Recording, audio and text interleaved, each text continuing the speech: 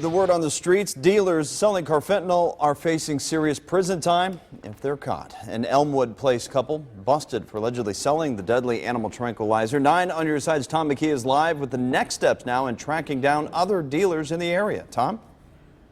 Well, whether it's dealers in Norwood or Elmwood Place or Cincinnati, the U.S. Attorney's Office right now has more than a dozen heroin, fentanyl, or carfentanil cases in works. Anyone who sells these drugs that cause serious physical harm or even death could spend decades in prison. Philip Watkins and Janetta Crawford behind bars accused of selling carfentanil. The next step for the Drug Enforcement Administration's Tim Reagan is to find out who their supplier is. They're high enough to definitely obtain it and distribute it. So, our next step is looking at their phone records. Hopefully they'll cooperate in the future and we'll be able to work up the ladder.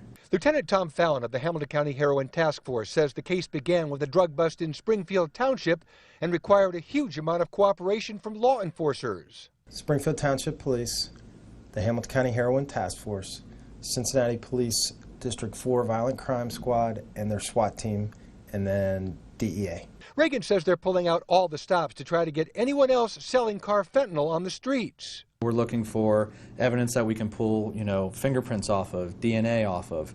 We're going through cell records. We're talking to witnesses. The Watkins-Crawford case came down to a user leading police right to them. But Newtown Police Chief Tom Sinan, also of the task force, says getting users to talk isn't easy. We're talking about people who are suffering from this addiction. They don't want to cut off their supply. They're dealing with physical aspects of withdrawal. Chief Sinan says there's not a standard technique to get someone to flip. What it is just being one person talking to another and kind of explaining the situation and explain the consequences from all ends. But the teeth in all this comes with the U.S. Attorney charging people with crimes that could mean big-time sentences. You go from 2 to 10 locally to, which is what the law for corrupting another with drugs is, to 20 to life. Now, this bust is already making an impact on the streets. Coming up new at 6, the answer that informants are getting from drug dealers when they ask to buy heroin. Tom McKee, 9 on your side, live in Norwood.